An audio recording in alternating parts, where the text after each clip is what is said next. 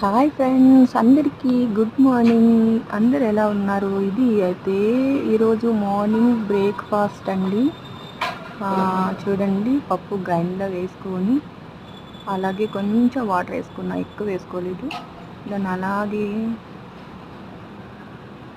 Grind అయిన తర్వాత మంచిగా ఒక గిన్నెలోకి తీసుకొని కొంచెం ఉప్పు వేసుకొని నూనె కాగిన తర్వాత వడని వేసుకున్నాను. మా వారు నన్ను ఎప్పుడు అంటారు, వడ సరిగా రాదు నీ చేతితో అని.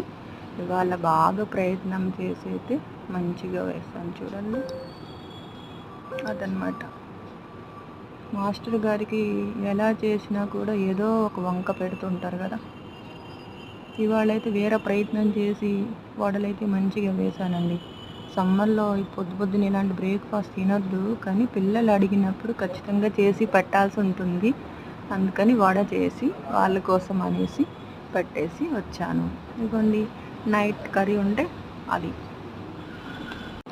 ఫైనల్గా అయితే బ్రేక్ఫాస్ట్ రెడీ అయిపోయింది.